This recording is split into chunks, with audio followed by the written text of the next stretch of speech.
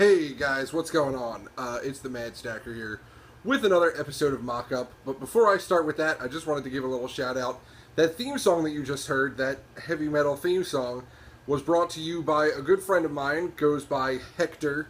He plays ridiculous guitar and he does ridiculous vocals, and I asked him to do both of those things for me, and then he obliged by creating the song Stack It Up, which is one of the songs available on his new LP, Courvoisier and Jumping Jacks. That should tell you the kind of stuff that you're about to hear. I'll link you to it in the description.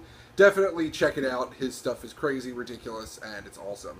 But on this episode of Mock-Up, this is something that I've wanted to do for a while. I made it a little while ago, but never really got the chance to do a video of it. And I thought I would bring back this series. So here it is. It's my newsstand. This is a kind of a fixture in Stackville. It's been in there for a while. It is made almost entirely out of the Hulk Lab Smash set. As you can see, it still has the Advanced Idea Mechanics sign, which it's Advanced Ideas Monthly. It's a newsstand where you get information about stuff. I decided to throw the antenna on the satellite dish on top there, kind of, so that he can get internet or whatever inside.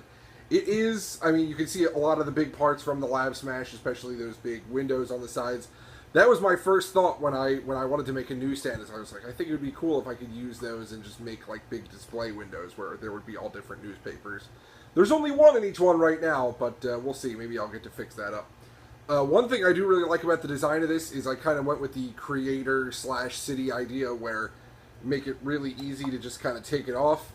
You can see I used a bunch of those 1x4 jumper plates or whatever they're called. I call them jumper plates. And so that you can get in there and get at everything inside. There are a few details inside that you've probably never seen, especially, I don't think you can usually catch them in your average Stackville video, but it does have a little computer back there for the guy that works there to use and access things like information about the Incredible Hulk, it seems.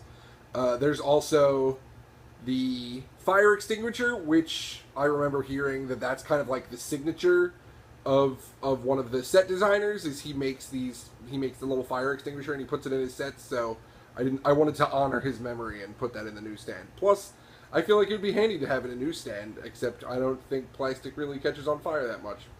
Who knows? There's also just a seat back there for him to sit in when he gets tired. It was really not difficult to build. It's really not that many pieces. There's lots of big plates, that stuff on the top. You can see the back of the building is pretty much just those big panels, which makes it very easy to build large structural things very quickly. I do like the giant valve handle on the door that he can use to get in and out. Big glass door, doesn't seem to be really safety conscious. I don't know. I do really like, again, the displays on the sides. Most of the newspapers I got for this, I got when, as luck would have it, I acquired an entire set of the Simpsons figs, and I knew I wanted to use some of that stuff. I really like the Old Man Yells at Cloud. There's the Donut Fancy on there. And, of course, the issue of Biclops. The Lego news I think I just got from the Karai's Bike Escape. There's a little newsstand, a little newspaper box that comes in that.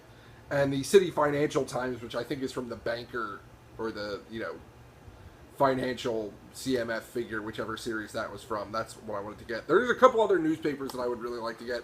I wouldn't mind getting one of the ones from Harry Potter. I would love to get my hands on a Daily Bugle, although I've seen them, and they're kind of pricey for a 2x2 decorated tile, so we'll see.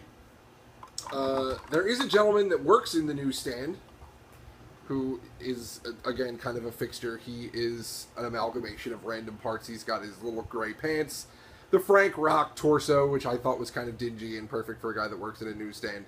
He's got his squishy that he sips on when he works in the newsstand. I couldn't get a Larry the Barista, the expensive coffee chain cup, but I could get a squishy for him.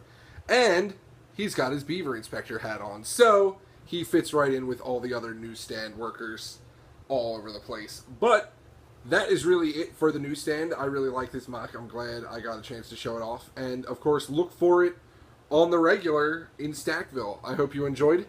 Keep stacking.